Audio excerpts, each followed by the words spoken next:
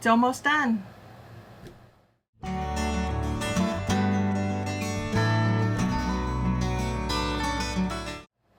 Hi, I'm Angie with Cutting Edge Quilter, and today we're going to go ahead and finish up that quilt, that king size quilt that we've been working on. I've already loaded the previous 3 videos. I'll link those right up here. The first one was about piecing and cutting and piecing the fabric. The second one was about loading it onto the frame. I showed you how I loaded that king size quilt onto the frame. And the third one was about actually quilting it on my long arm. So go ahead, and if you haven't watched those, go ahead and watch those. This one will be about finishing it up and putting the binding around the quilt and getting that done. So I'll show you the binding that I picked out and how I attached it to the quilt using my just regular sewing machine. So as of right now, I am squaring up this quilt. I have it mostly squared up. I'm just taking the excess batting and backing off of it. And then what I will do is, you probably can't see that here, but it has some basting on the edge. I'm going to take that out as well. I don't have very much room, as you can tell, on this little table to square it up, so I'm just taking it one little bite at a time, making sure that it hits the bottom hits my mat here as far as I could go. And I also make sure that it's nice and straight all the way from one end of the ruler to the other. I think this is a 6 by 24 inch ruler, something like that. I think it's the longest one that I have.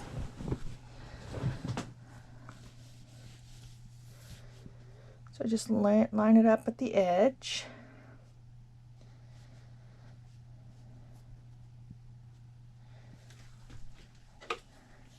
Get my rotary cutter.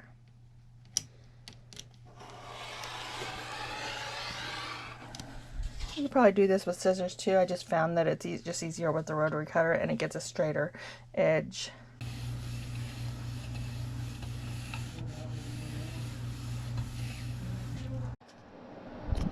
So what I'm doing now is going to go ahead and I'm going to cut my 2.5 inch strips for my binding with my IQ Quilt Go Big. What I'm going to do is probably cut this part off so there's not so much hanging off the edge. And what I do is, if you see this little black line right here, you want to go just right before that, and there's another black line right here.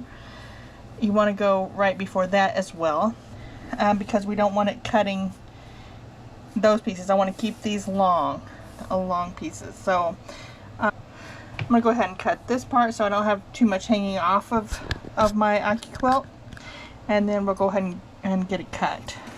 Okay, so I have it all cut and ready to go. Just run it through.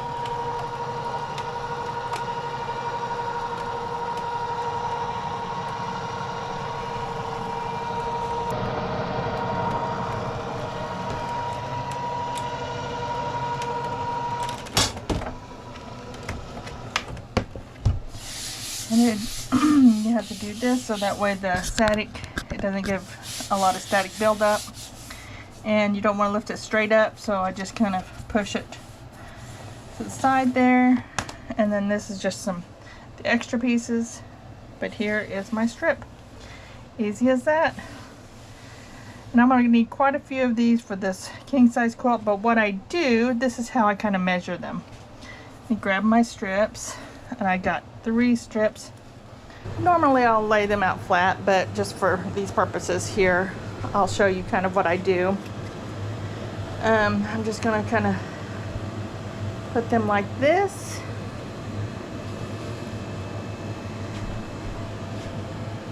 And I'm going to kind of determine how many I need. There is a formula that you can use to determine how many you're going to need, and I'll probably do that, but normally on a regular size quilt I'd probably need oh, it just depends on the length of the binding. I'd probably need 4 or 5 of them. This one's going to need quite a bit more, of course. So I'm going ahead and sewing up my binding, and I've got 2 sewn up here. I'm going to cut this off, but I'll show you how I sew that. I want make sure I have a nice flat surface, and I put the right sides up. This is just white. There's not really any wrong or right sides, but I want to make sure that I want to make sure that this cut is up and not on the wrong side. So I'm going to go ahead and just go like this, lay it out flat. This is a pretty big strip, so I'll make sure that I have everything all nice and flat and nothing's twisted. And then what I do is take my other strip and lay it out like this.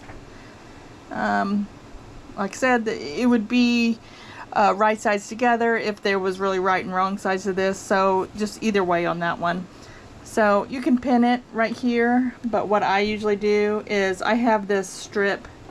I can't remember where I got this. Seems I can't remember. But that's how I use my 1/4 inch. And what I do is I don't use the 1/4 inch on this. I just kind of put it to the side here, make sure it's all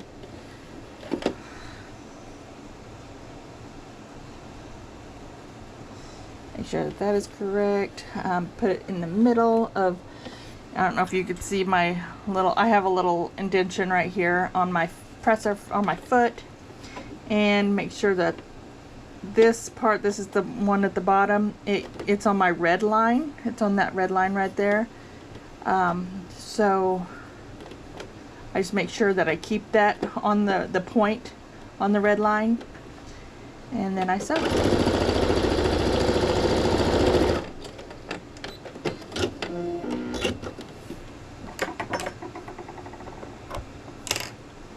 Okay, so there's my binding, and then I've got them all sewn together. What I'm going to do is going to go ahead and fold it on my iron and iron that down, and then I will attach it to my quilt. Sorry if it's a little loud up here. It's really hot. I think it's like 104 degrees, and my air conditioner is going. And with this iron, it gets even hotter, so I have to have this air conditioner on. But I'm going ahead and just folding my binding lengthwise and just ironing that. You could do a little spray starch if you want, but I usually don't. I started out doing that, spray starch, and then I realized I really didn't need to, because it usually stays pretty well without it.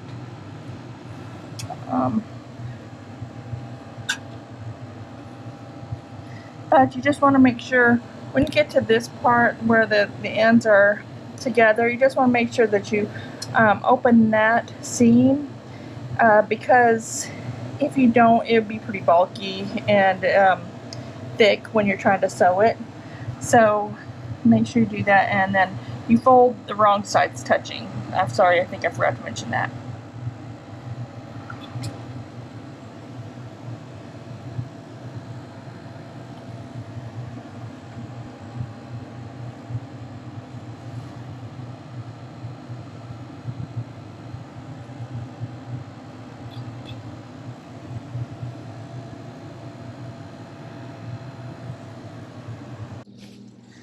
Okay, I'm just going to do this here since it's all laid out already. So what I'm doing right now is getting the raw edges, and I'm attaching them to the front of the quilt. I'm just going to clip them. Some people use pins, but I just like to clip. And I'm going to clip them all the way around the quilt.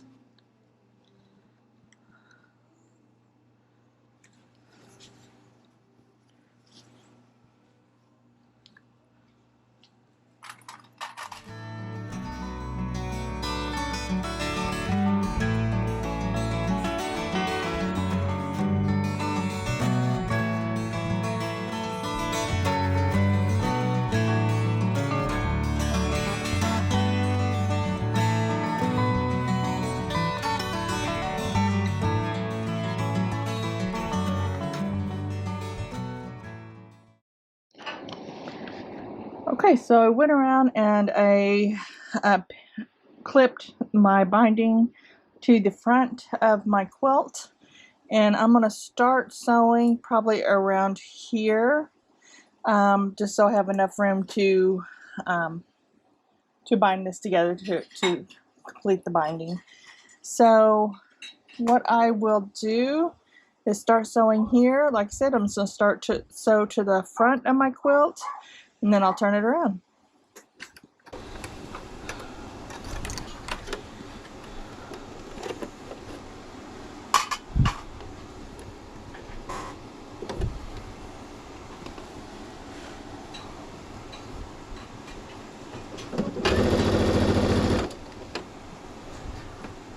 Now this is a really big quilt, so I have my table here. I just kind of put things to my table, and I'll keep this kind of flat. Make sure that none of it hangs off of the actual table itself.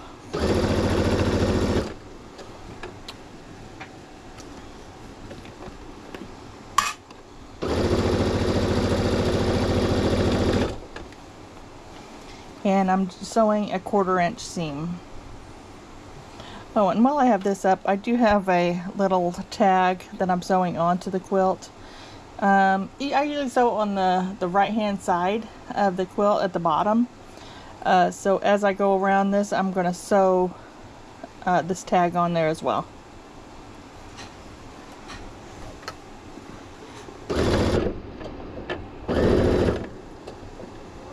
Now I'm going to get to the edge right here, and I'm going to turn it, lift up my presser foot, turn it, and just kind of go off the edge. And a lot of people like to just lift up their presser foot and rotate it. I like to cut my thread. Oops, sorry. When I get here, I don't know, it just seems like I like to cut this so I don't have to worry about it later. It's just however you want to do it. And then you go, make sure you have flat on the edges here. And with this white, you can kind of see it very well, but you start right here where the two intersect right there.